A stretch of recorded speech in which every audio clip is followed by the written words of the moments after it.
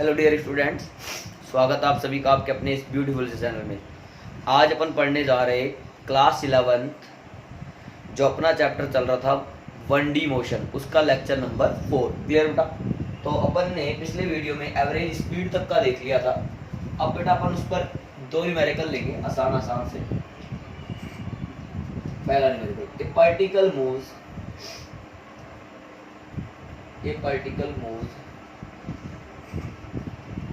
with 20 meter per second, 40 meter per second and 70 meter per second for equal time interval.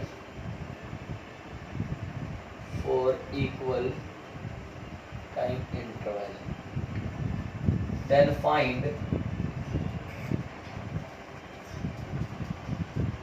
average speed. बेटा equal time interval के लिए वो 20 metre per second, 40 metre per second और 70 metre per second से चलता है। तो average क्या आया था इक्वल टाइम इंटरवल वाले केस में? v1 प्लस v2 यानी मीन आया था प्लस v3 बाई 3। तो बेटा v एवरेज मेरे पास में आ गया यहाँ पर 20 प्लस 40 प्लस 70 अपॉन में 3। बेटा ये हो कितना रहा है देखना जरा, 110 और ये 20 हो गया 130, तो जो भी आएगा आंसर आ जाएगा बेटा। आराम से इसको सोल्व कर सकते हैं, आंसर लिख लो, हो जाएगा मीटर पर सेकंड। फटाफट से नोट करो बेटा इतना तो बेटा ठीक है। नेक्स्ट क्वेश्चन देखते हैं। आइए बेटा नेक्स्ट क्वेश्चन हमारा है a particle moves या covers, ऐसे लिखो, covers half of total path with 40 km per hour and remaining half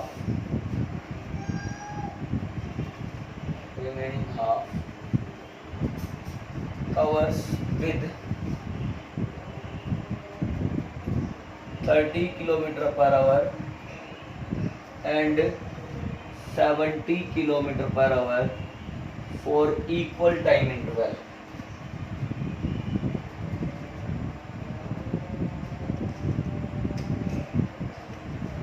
Then find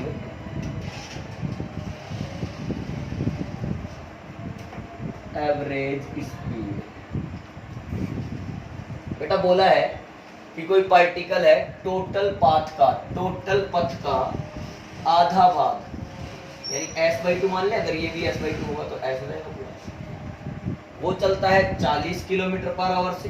ठीक, बोलता है रिमेनिंग जो आधा है उसमें दो पार्ट हो गए इक्वल टाइम इंटरवल t और यहाँ भी इक्वल टाइम इंटरवल t, इसको भी दो भागों में बांट लो। यहाँ पे चला मान लीजिए 30 किलोमीटर पर आवर से, यहाँ पे चला वो 70 किलोमीटर पर आवर से। बड़ा वी एवरेज पूछा है। पहले अब ध्यान से देखो, दो केस बन गए, एक तो इक्वल डिस्टेंस और इसी में बन गया इक्वल टाइम इंटरवल। तो पहले बेटा इसको सोल्व करा अपन ने, इसको सोल्व करोगे बेटा s/2 यहाँ वाला और ये s/2। तो पहले ये तो बेटा 40 किलोमीटर पर आवर।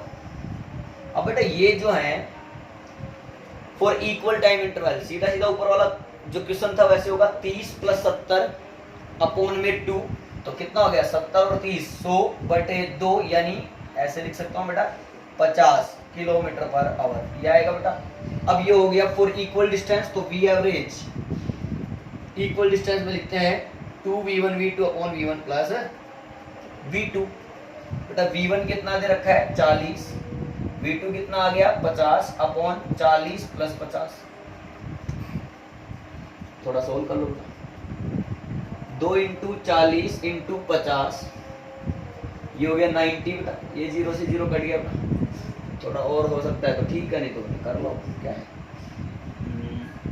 8 40 470, जो भी आएगा बेटा आप सोल्व कर लो, कोई दिक्कत वाली बात है नहीं है। फटाफट से नोट कर लेंगे बेटा इस क्वेश्चन को भी आप लोग। आया समझ में बेटा? ठीक है। अब अपन ने बात करी थी स्पीड एंड वेलोसिटी को लेकर के। अब बेटा स्पीड वाला पार्ट अपन ने कवर कर लिया है, अब अपन जो है वेलोसिटी वाला पार्ट देखते हैं। आइए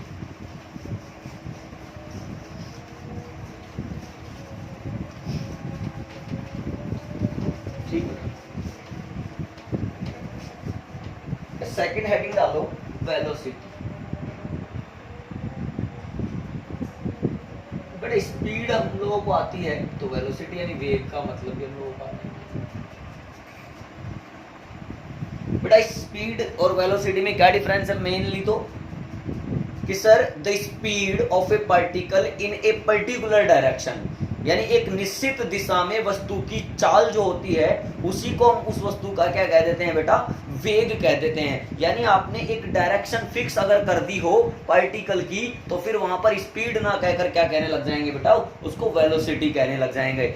या फिर अपन ने ये भी कहा था the distance travelled per unit time by the particle is called speed, यानी एकांक समय में तय की गई दूरी को चाल कहते हैं। उसी प्रकार से यहां कह सकते हैं एकांक समय में तय किए गए विस्थापन को वस्तु का वेग कहते हैं, यानी द डिस्प्लेसमेंट ट्रेवल्ड या covered by the particle per unit time is called velocity. बेटा यहां मैं लिख देता हूं the speed of particle, speed of particle in a particular direction, in a particular direction is called velocity। क्यों बेटा, is called velocity। Okay, अगर बेटा मैं बात करूं इसको अलग से लिखने की, दोबारा लिखते हैं the rate of change of position, ठीक है, the rate of change of position is called velocity, ये भी है is called velocity। इसके अलावा बेटा ये भी कह सकते हैं the displacement traveled by an object by a particle in unit time is called velocity।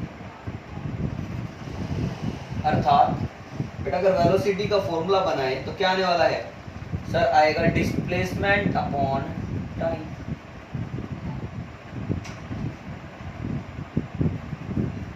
क्यों बेटा, अच्छा यहां से आप देख सकते हैं कि velocity is a vector quantity, is a vector quantity and directed in the direction of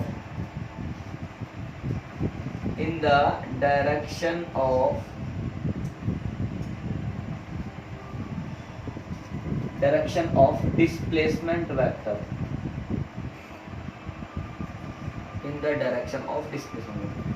बेटा दूसरा अगर मैं यूनिट की बात करूं, देखो अपना जो वेग होता है वो वेक्टर क्वांटिटी होती है, उसकी दिशा कहाँ होती है, विस्थापन यानी डिस्प्लेसमेंट की डायरेक्शन में होती है। और यूनिट की बात करो बेटा वेलोसिटी की, तो unit of velocity is metre per second. ये तो कोई बुराई वाली बात नहीं है बेटा। अगर मैं, चलिए यहाँ तक लिख लीजिए आप लोग, तो क्लियर, फटाफट इतना नोट करो पहले बेटा।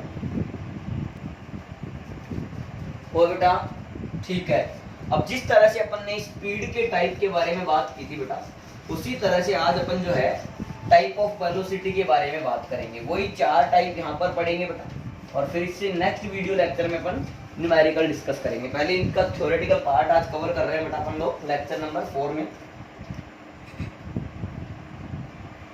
टाइप ऑफ वेलोसिटी, वेग के प्रकार। बेटा पहला इसमें ले लेते हैं अपन इंस्टेंटेनियस।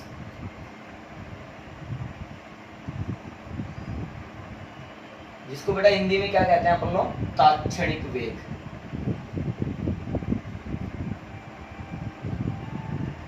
ओके बेटा, अब ध्यान से देखो आप लोग, तो किसी एक फिक्स्ड इंस्टेंट पर जो मूविंग पार्टिकल का वेलोसिटी होता है that is called instantaneous velocity, यानी किसी निश्चित समय या क्षण पर वस्तु के वेग को क्या कहते हैं बेटा, तात्क्षणिक वेग कहते हैं। मैं लिख देता हूं द वेलोसिटी, यहां से लिख लेते हैं, the velocity of particle at any instant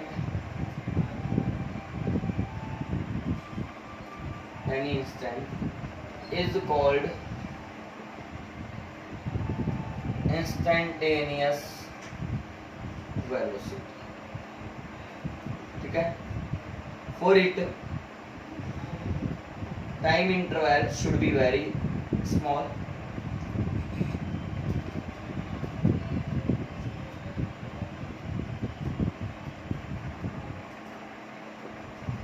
hence बेटा अगर मैं इंस्टेंटेनियस निकालने बैठ जाऊं तो v vector is equal to limit delta t tends to 0 delta s vector upon delta t। बेटा जब इसको चेंज करके लिखेंगे तो डेल्टा किस में कन्वर्ट हो जाएगा, यहाँ पे ds वेक्टर अपॉन dt। बेटा यस बेटा आप यहाँ पर ये भी कह सकते हैं अगेन,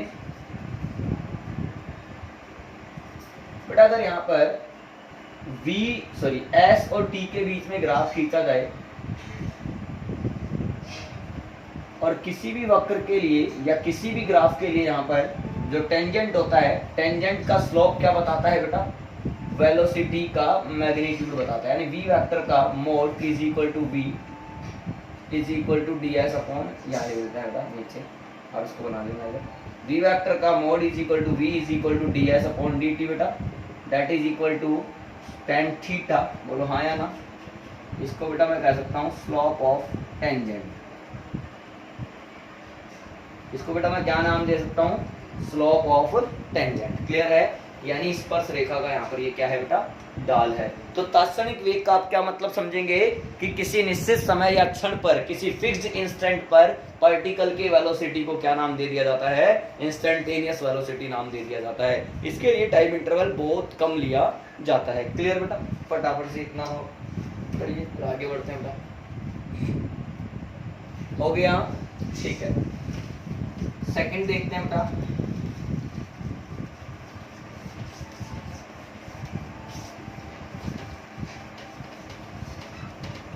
इसमें थोड़ा सा आगे और बढ़ा लेते हैं, इसको थोड़ा सा आगे और बढ़ा लेते हैं।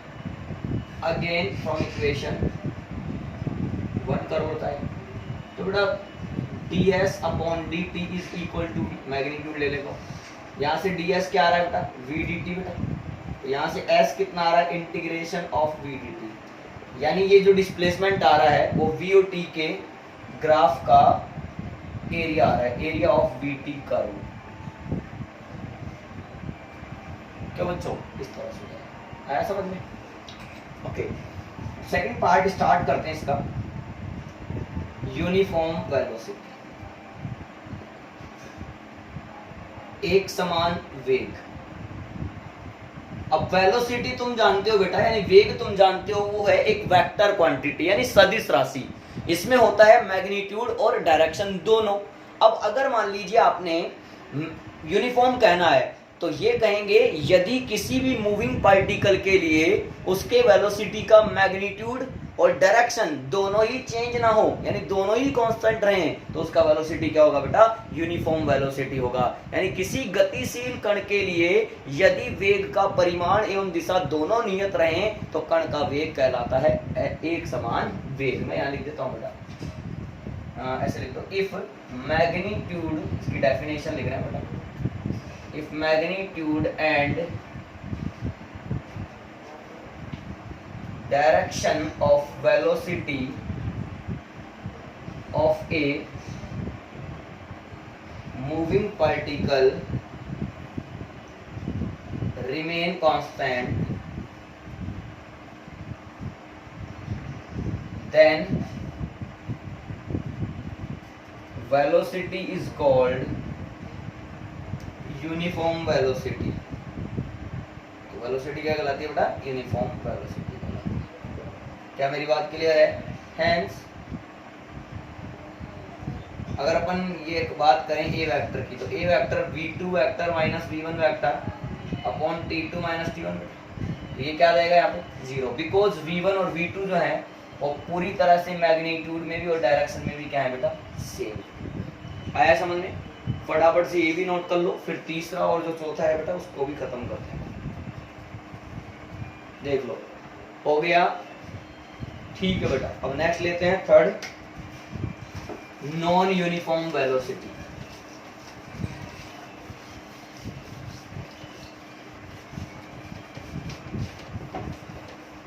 तीसरा बेटा ले लो आप, non uniform velocity.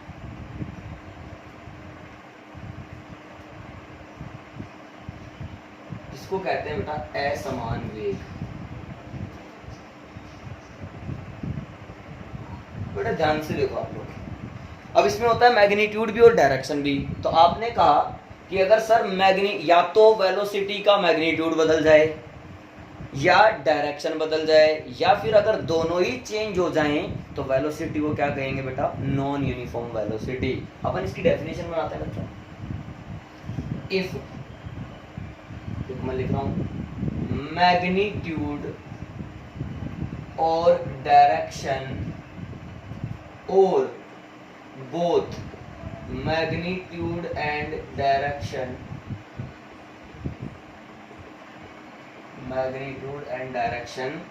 of velocity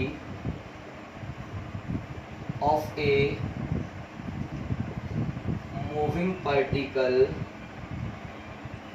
changes, then velocity is called non uniform velocity. Hence बेटा इसमें भी ए वेक्टर की अगर बात करें, acceleration final velocity minus initial velocity upon t2 minus t1, बेटा ये जीरो यहाँ पे नहीं होगा, बिकॉज हम यहाँ पर कह सकते हैं v1 vector does not equal to v2 vector. चाहे तो मैग्नीट्यूड में अलग है, चाहे डायरेक्शन में अलग है, चाहे दोनों में अलग है, बट ये है अलग है। इसलिए जो नॉन यूनिफॉर्म वेलोसिटी होता है, असमान वेग होता है, वो क्या कहता है, यदि किसी भी गतिशील कण के वेग का या तो परिमाण यानी या तो मैग्नीट्यूड या फिर उसकी डायरेक्शन या फिर दोनों मैग्नीट्यूड और डायरेक्शन दोनों चेंज हों तो वेलोसिटी कहलाएगा non uniform velocity. Clear?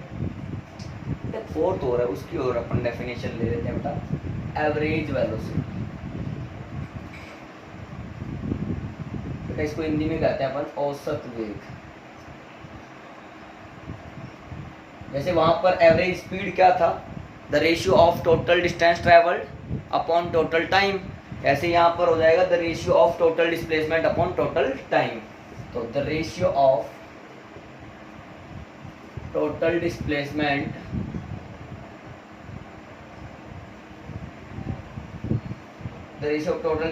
and total time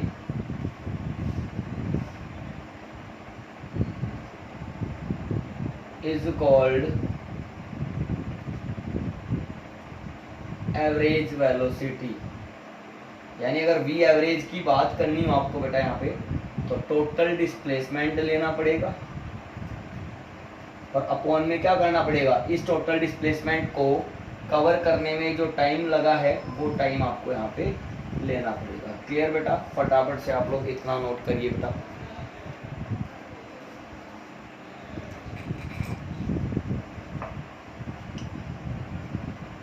हो गया बेटा? ओके बेटा, इस वीडियो लेक्चर में इतना ही काफ़ी है। अपन लोग नेक्स्ट वीडियो लेक्चर में जो है न्यूमेरिकल की चर्चाएं करेंगे बेटा, स्पीड और वेलोसिटी से रिलेटेड। इसलिए मैं आपको कहूँगा कि आप distance, displacement, speed and velocity सभी को अच्छी तरह से तैयार कर लें। अब मैं क्या है, distance, displacement, speed and velocity सभी को मिक्स कर करके क्वेश्चंस बनाऊंगा और काफ़ी नीट और जेई लेवल के आपको क्वेश्चन यहाँ पर मैं बताने वाला हूँ। इसलिए प्रिपेयर हो जाइए, नोट्स प्रॉपर कर लीजिए बेटा, अपने आप को पूरा डेडिकेट कर लिए जीए पूरे डेडिकेशन से हम लोगों को यहाँ पर पढ़ाई में जुड़े रहना है। क्लियर? वीडियो पसंद आई तो इसे लाइक करना है, शेयर करना है और चैनल को सब्सक्राइब भी करना है। ऑल दी वेरी बेस्ट बच्चों।